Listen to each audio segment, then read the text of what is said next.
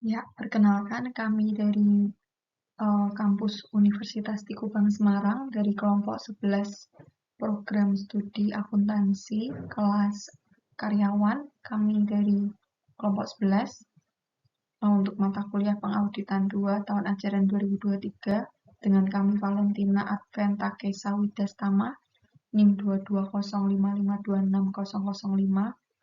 Lalu ada Bagas Puji Pratiwi NIM 22055260007 dan juga dengan saya Stefani Paulina 2205526009. Kami di sini akan menjelaskan tentang standar akuntansi nomor 505 atau yang sering disingkat dengan SA 505 yang dengan judul konfirmasi eksternal. SA 505 ini yang terakhir direvisi di tahun 2021 yang berisikan tentang konfirmasi eksternal telah disetujui oleh Dewan Standar Profesional Akuntan Publik pertama pada tanggal 13 Juli 2021 dan berlaku efektif untuk audit atas laporan keuangan untuk periode yang dimulai atau setelah tanggal 1 Januari 2022.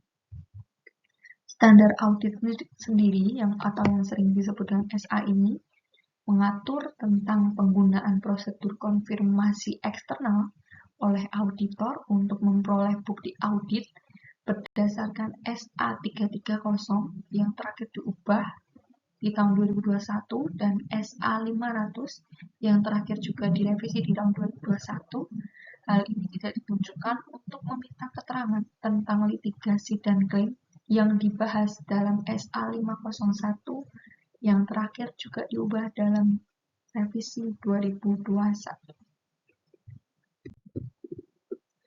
Tujuan dari SA 505 ini sendiri yaitu tujuan auditor khususnya ketika menggunakan prosedur konfirmasi eksternal adalah untuk mendesain dan melaksanakan prosedur tersebut untuk memperoleh bukti audit yang relevan dan andal.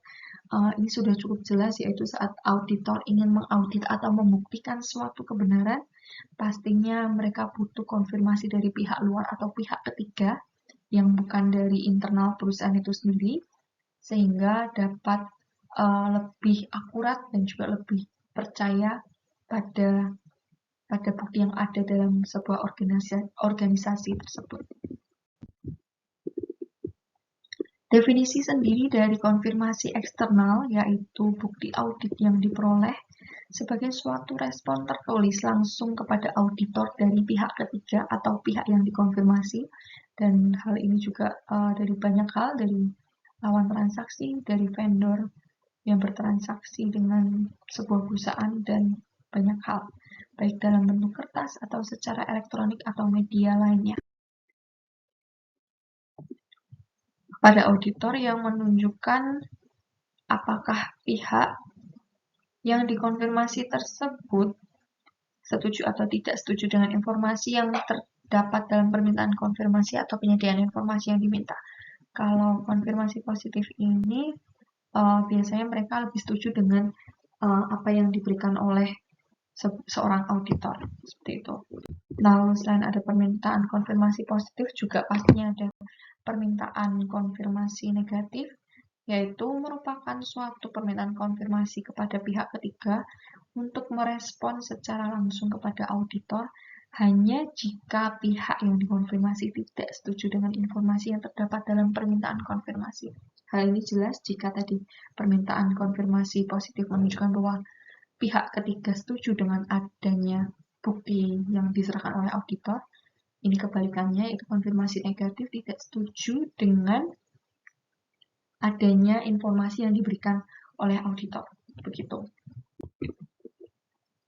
Lalu ada respons yang ketiga, selain ada konfirmasi positif, negatif juga ada yang namanya tanpa respons, yaitu dapat didefinisikan sebagai suatu kegagalan dari pihak yang dikonfirmasi untuk merespons sebagian atau secara penuh terhadap permintaan konfirmasi positif atau sebuah permintaan konfirmasi yang kembali karena tidak sampai ke tangan pihak yang dikonfirmasi.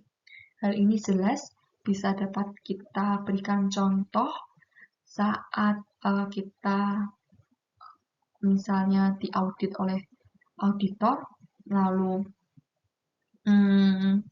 kita mau mengkonfirmasi kepada lawan transaksi apakah benar terjadi adanya transaksi ini. Namun sayangnya ternyata lawan transaksi telah tutup atau telah mengalami kebangkrutan, seperti itu. Berarti ini dapat dikategorikan ke dalam hal tanpa respons, seperti itu. Lalu ada juga selain konfirmasi positif, negatif, dan tanpa respons, yang keempat yaitu penyimpangan, yaitu merupakan suatu respons yang menunjukkan perbedaan antara informasi yang diminta untuk dikonfirmasikan atau informasi yang terdapat dalam catatan entitas dengan informasi yang disediakan oleh pihak yang dikonfirmasi. Ini cukup jelas kalau tadi permintaan positif mengatakan setuju dengan informasi yang diberikan auditor, konfirmasi negatif menyatakan tidak setuju, tanpa respons artinya tidak ada respons dari pihak ketiga. Lalu penyimpangan ini berlawanan dari bukti yang ada. Mereka merespons tapi pihak ketiga tetap merespons tapi dengan bukti yang mereka punya juga menyatakan bahwa itu berlawanan dengan bukti yang diberikan oleh auditor. Seperti itu. Lalu di sini ada prosedur konfirmasi eksternal. Ketika prosedur konfirmasi eksternal digunakan, auditor harus tetap menjaga pengendalian atas permintaan konfirmasi eksternal. Hal ini yaitu termasuk ada 4 prosedur konfirmasi eksternal. Yang pertama ada menentukan informasi yang dikonfirmasi atau yang diminta. Lalu jelas yang kedua ada memilih pihak yang tepat untuk dikonfirmasi. Lalu yang ketiga mendesain permintaan konfirmasi. Dan yang keempat ada menindaklanjuti permintaan konfirmasi. Dalam langkah pertama tadi yaitu menentukan informasi yang dikonfirmasi atau yang diminta, prosedur konfirmasi eksternal seringkali dilakukan untuk mengonfirmasi atau meminta informasi tentang saldo akun dan unsurnya. Konfirmasi dapat juga digunakan untuk mengonfirmasi ketentuan dalam perjanjian, kontrak, atau transaksi antara entitas dengan pihak lain, atau untuk mengkonfirmasi tidak adanya kondisi tertentu seperti perjanjian tambahan atau side agreement. Ya, hal ini sudah cukup jelas, yaitu jika seorang auditor ingin melakukan audit, dia ingin meminta informasi apakah saldo akun dan unsurnya itu sudah tepat sesuai, tiap transaksinya apakah sudah ada kesesuaian, lalu juga ketentuan dalam perjanjian juga penting, maksudnya seperti pembayaran terminnya, yaitu termin dibayarkan tiap berapa kali sekali, berapa jumlahnya itu juga perlu, apakah kontraknya diperpanjang atau tidak itu juga perlu diaudit, juga termasuk dalam yang dimaksud oleh prosedur konfirmasi eksternal dalam tahap pertama ini. Lalu tahap prosedur yang kedua yaitu ada memilih pihak yang tepat untuk dikonfirmasi. Hal ini dimaksudkan dengan respons atas permintaan konfirmasi merupakan bukti audit yang lebih relevan dan andal pengguna permintaan konfirmasi dikirimkan kepada pihak yang dikonfirmasi, yang diyakini oleh auditor mengetahui tentang informasi yang dikonfirmasi. Sebagai contoh, seorang personel institusi keuangan yang berpengetahuan tentang transaksi atau pengaturan yang kepadanya permintaan konfirmasi ditujukan, merupakan orang yang paling tepat di institusi keuangan tersebut untuk diminta konfirmasi. Hal ini sudah cukup jelas, misalnya dalam sebuah perusahaan, mungkin perusahaan manufaktur bisa diwakili oleh bagian General Affair yang bertugas menjadi sebuah PIC dari pembelian atau pemesanan barang, jasa, non-material dalam sebuah perusahaan manufaktur, yaitu biasanya di PIC oleh General Affair. Seperti itu. Bisa juga dengan bagian keuangan, secara bagian keuangan yang memegang dokumen dari semua transaksi. Seperti itu. Lalu, tahap ketiga dalam prosedur konfirmasi eksternal ini ada mendesain permintaan konfirmasi. Apa yang dimaksud dari itu? Yang dimaksud dari mendesain permintaan konfirmasi merupakan format permintaan konfirmasi dapat secara langsung mempengaruhi tingkat respons konfirmasi, keandalan, dan sifat dari bukti audit yang diperoleh dari respons. Faktor yang dipertimbangkan pada saat mendesain permintaan konfirmasi mencakup ada banyak hal, yaitu yang pertama ada asersi yang ingin dituju. Lalu, selain itu juga ada resiko kesalahan penyajian material yang teridentifikasi spesifik, termasuk resiko kecurangan. Lalu yang ketiga ada susunan dan penyajian permintaan konfirmasi. Yang keempat ada pengalaman sebelumnya tentang audit atau perikatan serupa. Lalu yang terakhir ada metode komunikasi sebagai contoh dalam bentuk kertas, elektronik, atau media lainnya. Seperti itu.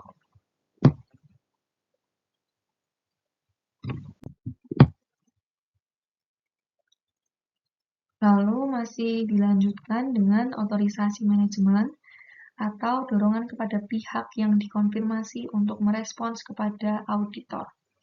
Pihak yang dikonfirmasi hanya akan bersedia untuk merespons permintaan konfirmasi yang berisi otorisasi manajemen. Kemampuan pihak yang dikonfirmasi untuk merespons atau menyediakan informasi yang diminta, sebagai contoh, jumlah faktur secara individual dibandingkan dengan total saldo. Seperti itu. Lalu juga ada prosedur konfirmasi eksternal, yaitu sebuah permintaan konfirmasi eksternal positif, meminta untuk pihak yang dikonfirmasi untuk menjawab kepada auditor dalam semua kasus dengan menunjukkan persetujuan pihak yang dikonfirmasi dengan informasi yang diberikan atau dengan menanyakan pihak yang dikonfirmasi untuk menyediakan informasi. Suatu respons terhadap sebuah permintaan konfirmasi positif biasanya diharapkan sebagai bukti audit yang andal. Ini jelas maksudnya adalah semua auditor mengharapkan bahwa pihak ketiga akan merespons dengan permintaan konfirmasi positif, karena itu akan sangat amat mendukung bukti audit dan menjadikan dasar untuk mengaudit selanjutnya. Selanjutnya akan dijelaskan langsung oleh rekan saya, yaitu Bagas Puji Pratiwi. Oke, selanjutnya prosedur konfirmasi eksternal. Namun ada resiko bahwa pihak yang dikonfirmasi mungkin membalas permintaan konfirmasi tanpa melakukan verifikasi. Apakah konfirmasi informasi adalah benar? Auditor dapat mengurangi resiko ini dengan menggunakan permintaan konfirmasi positif yang tidak menyatakan jumlah atau informasi lainnya.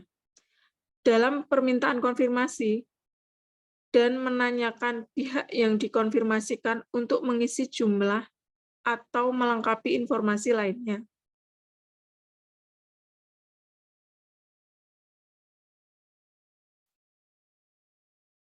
Next.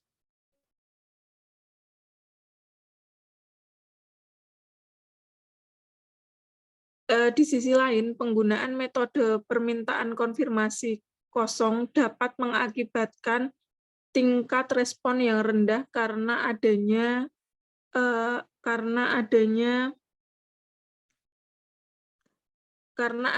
respon eksternal yang diperlukan oleh pihak yang dikonfirmasi. Penentuan bahwa permintaan telah dialamatkan secara tepat, termasuk memeriksa validitas beberapa atau semua yang dituju oleh permintaan konfirmasi sebelum konfirmasi dikirimkan. 4. Menindaklanjuti permintaan konfirmasi. Auditor dapat mengirimkan permintaan konfirmasi tambahan penggunaan jawaban untuk permintaan sebelumnya belum diterima dalam waktu yang wajar. Sebagai contoh, auditor dapat setelah melakukan verifikasi ulang atau akurasi alamat awal, mengirimkan tambahan permintaan atau permintaan tindak lanjut. Jika manajemen menolak untuk mengizinkan auditor mengirimkan permintaan konfirmasi, maka auditor harus melakukan hal berikut. Yang pertama, meminta keterangan tentang alasan manajemen untuk menolak dan mencari bukti audit tentang validitas dan memadainya alasan tersebut. Lalu penolakan manajemen. Mengevaluasi implikasi penolakan manajemen atas penilaian auditor terhadap resiko kesalahan penyajian material yang relevan, termasuk resiko kecurangan, dan sifat saat dan luas prosedur audit lain lanjutnya, dan melakukan prosedur audit alternatif yang didesain untuk memperoleh bukti audit yang relevan dan andal.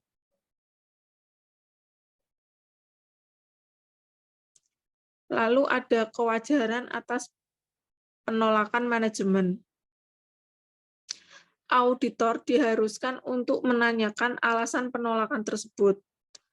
Suatu alasan umum yang dikemukakan adalah adanya sengketa hukum untuk proses negosiasi dari pihak yang dimaksudkan untuk dikonfirmasi. Oleh karena itu, dapat menyebabkan permintaan konfirmasi tidak tepat waktu.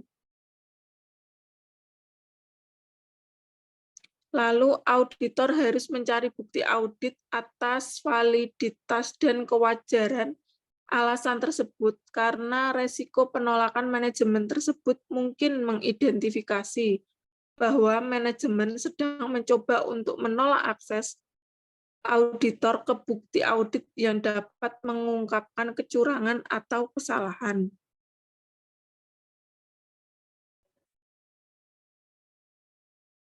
Lalu, implikasi untuk penilaian resiko kesalahan penyajian material.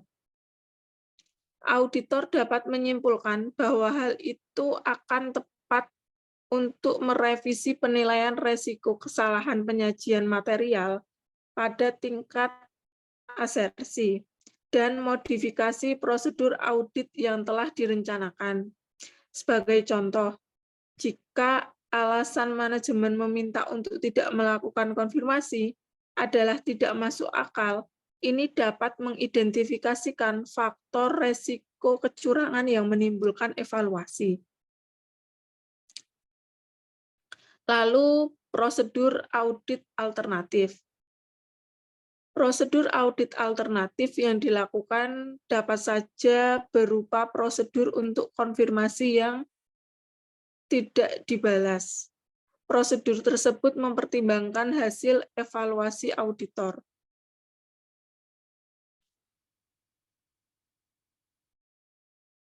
Ketika auditor menyimpulkan bahwa penolakan manajemen untuk mengizinkan auditor mengirimkan permintaan konfirmasi adalah tidak masuk akal atau auditor tidak dapat memperoleh bukti audit yang relevan dan andal dari prosedur audit, alternatif auditor harus mengkomunikasikan hal tersebut kepada pihak yang bertanggung jawab atas tata kelola berdasarkan SA 260 revisi tahun 2021. Auditor harus juga mempertimbangkan implikasi terhadap audit dan opini auditor berdasarkan SA 705 revisi tahun 2021. Hasil prosedur. Keandalan respon terhadap permintaan konfirmasi. Ketika auditor mengidentifikasi faktor yang menimbulkan keraguan atas keandalan respon terhadap permintaan konfirmasi, auditor harus mendapatkan bukti audit lanjutan untuk menghilangkan keraguan itu.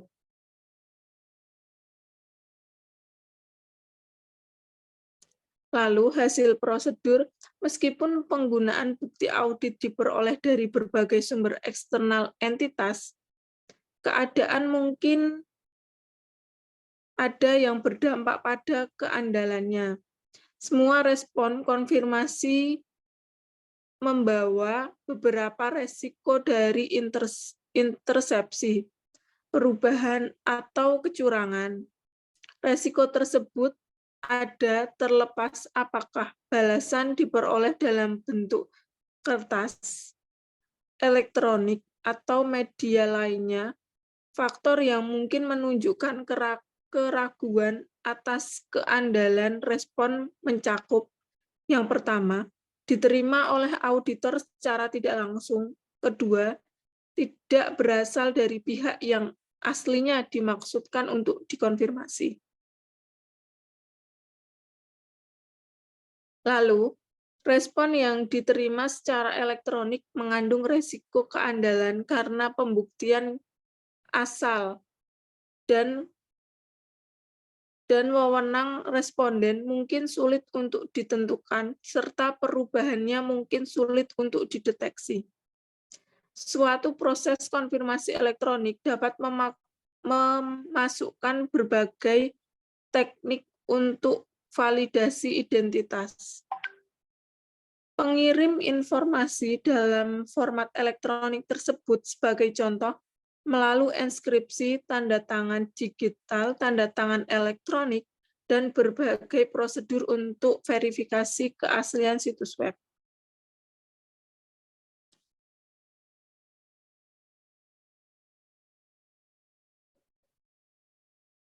Lalu jika pihak yang dikonfirmasi menggunakan pihak ketiga untuk mengkoordinasi dan menyediakan respon untuk permintaan konfirmasi, auditor dapat melakukan prosedur yang ditunjukkan untuk menangani resiko. Yang pertama, respon mungkin dapat berasal bukan dari sumber yang benar. Lalu seorang responden mungkin bukan pihak yang berwenang untuk merespon. Lalu integritas transmisi kemungkinan dikompromikan.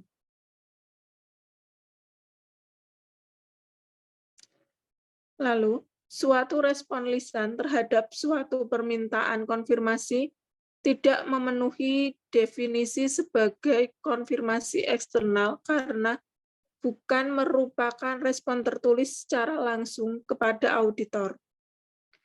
Namun, pada waktu memperoleh respon lisan atas permintaan konfirmasi, auditor mungkin dapat meminta pihak yang dikonfirmasi untuk merespon secara tertulis langsung kepada auditor.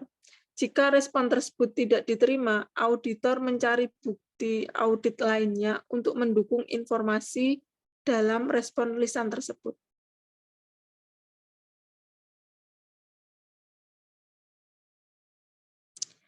Respon yang tidak dapat diandalkan. Ketika auditor menentukan bahwa respon tersebut permintaan konfirmasi tidak dapat diandalkan, auditor harus mengevaluasi implikasi tersebut atas penilaian risiko kesalahan. Penyajian material yang relevan, termasuk risiko kecurangan, serta sifat, saat, dan luas prosedur audit lainnya.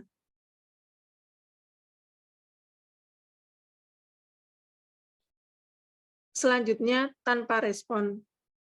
Hasil prosedur yang tanpa respon. Dalam kasus tanpa respon, auditor harus melaksanakan prosedur audit alternatif untuk memperoleh bukti audit yang relevan dan andal. Contoh, prosedur alternatif yang dapat dilakukan oleh auditor mencakup: yang pertama, untuk saldo akun piutang, memeriksa penerimaan kas khusus setelah tanggal neraca, dokumen pengiriman, dan penjualan mendekati akhir periode.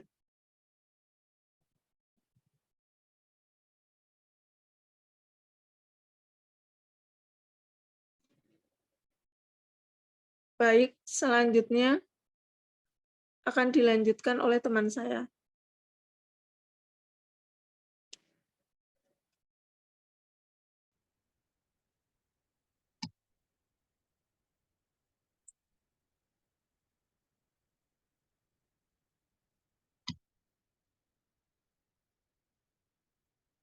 Untuk materi yang selanjutnya, hasil prosedur Pengguna respons terhadap konfirmasi positif diperlukan untuk memperoleh bukti audit yang cukup dan tepat. Jadi, ketika auditor telah menentukan bahwa respon terhadap permintaan konfirmasi positif diperlukan untuk memperoleh bukti audit yang cukup dan layak. Lalu, prosedur audit alternatif tidak akan menyediakan bukti audit yang diperlukan oleh seorang auditor. Yang selanjutnya yaitu jika auditor tidak memperoleh konfirmasi seperti itu, maka auditor harus menentukan implikasi tersebut atas audit dan pendapat auditor berdasarkan SA 705 di revisi 2021. Dalam kondisi tertentu, auditor dapat mengidentifikasi suatu resiko kesalahan penyajian material yang telah ditentukan pada tingkat asersi yang untuk itu respon terhadap permintaan konfirmasi positif diperlukan untuk memperoleh bukti audit yang cukup dan tepat. Hasil prosedur yang selanjutnya yaitu pada kondisi seperti itu dapat mencakup untuk yang pertama ada informasi yang tersedia untuk menguatkan asersi manajemen hanya tersedia di luar entitas. Yang selanjutnya ada faktor risiko kecurangan khusus. Contohnya itu ada risiko manajemen yang mengesampingkan pengendalian atau risiko kolusi yang dapat melibatkan karyawan dan atau manajemen. Lalu untuk mencegah auditor untuk mengandalkan bukti dari entitas. Yang selanjutnya di hasil prosedur ada penyimpangan, yaitu penyimpangan yang tercatat dalam respon terhadap permintaan konfirmasi dapat menunjukkan kesalahan penyajian atau potensi kesalahan penyajian dalam laporan keuangan yang dikerjakan auditor untuk melakukan investigasi penyimpangan untuk menentukan apakah hal tersebut merupakan indikasi adanya kesalahan dalam penyajian.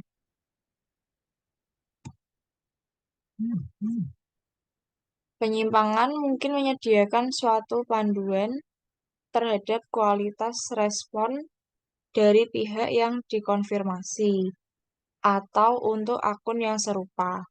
Penyimpangan mungkin juga dapat menunjukkan suatu kekurangan atau kekurangan-kekurangan dalam pengendalian internal entitas atas pelaporan keuangan. Yang selanjutnya, ada beberapa penyimpangan tidak mencerminkan kesalahan penyajian. Contohnya yaitu seorang auditor dapat menyimpulkan bahwa perbedaan dalam respon terhadap permintaan konfirmasi adalah disebabkan karena saat pengukuran atau kekeliruan teknis dalam prosedur konfirmasi eksternal. Yang selanjutnya, konfirmasi negatif. Jadi, konfirmasi negatif itu merupakan bukti audit yang kurang meyakinkan dibandingkan konfirmasi positif. Oleh karena itu, auditor tidak boleh menggunakan permintaan konfirmasi negatif sebagai prosedur audit yang substantif tunggal untuk yang ditujukan di suatu resiko yang ditentukan kesalahan penyajian material pada tingkat asersi, kecuali jika terdapat semua hal berikut. Yang pertama, seorang auditor telah menentukan resiko kesalahan penyajian material adalah rendah dan telah memperoleh bukti audit yang cukup dan tepat tentang efektivitas operasi pengendalian yang relevan dengan asersi. Yang selanjutnya, konfirmasi negatif adalah populasi unsur-unsur yang diterapi prosedur konfirmasi negatif terdiri dari sejumlah besar saldo akun, transaksi atau kondisi yang kecil dan homogen. Yang ketiga adalah diharapkan suatu tingkat penyimpangan sangat rendah. Yang keempat, seorang auditor tidak menyadari keadaan atau kondisi yang akan menyebabkan penerima permintaan konfirmasi negatif dengan mengabaikan permintaan konfirmasinya tersebut. Kegagalan dalam menerima respon atas permintaan konfirmasi negatif tidak secara eksplisit, yaitu menunjukkan penerimaan oleh pihak yang dimaksud untuk dikonfirmasi tentang permintaan konfirmasi atau verifikasi atas keakuratan informasi yang terkandung dalam permintaan tersebut. Oleh karena itu, suatu kegagalan pihak yang dikonfirmasi untuk merespon permintaan konfirmasi negatif menyediakan bukti audit yang kurang meyakinkan daripada suatu respon terhadap permintaan konfirmasi positif.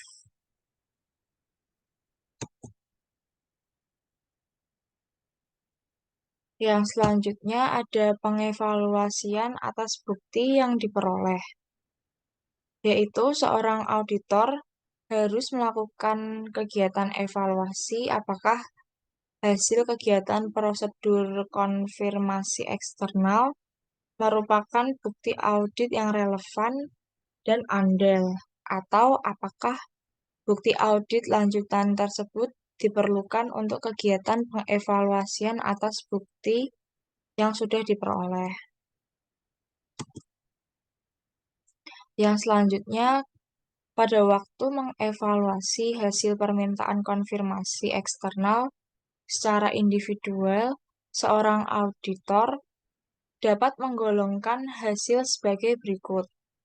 Yang pertama adalah suatu respon dari pihak tepat yang dikonfirmasi untuk menunjukkan persetujuan dengan informasi yang disediakan dalam permintaan konfirmasi atau menunjukkan informasi yang diminta tanpa adanya penyimpangan.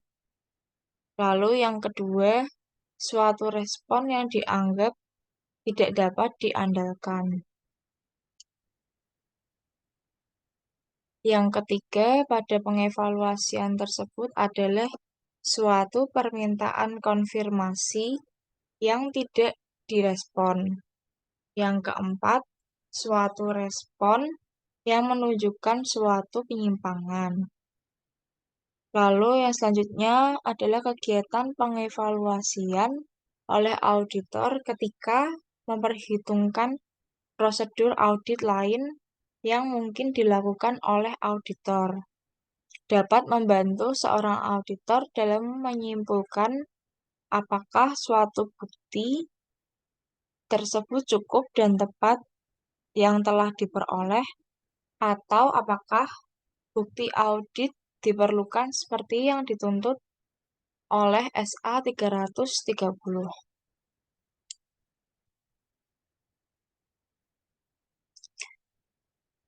Sekian presentasi dari kami kelompok 11. Semoga presentasi kami ini dapat memberikan ilmu yang berguna bagi mahasiswa, bagi dosen, dan bagi semuanya saja. Sekian dan terima kasih. Maaf bila banyak kekurangan dalam menyajikan materi di mata kuliah pengauditan 2 ini.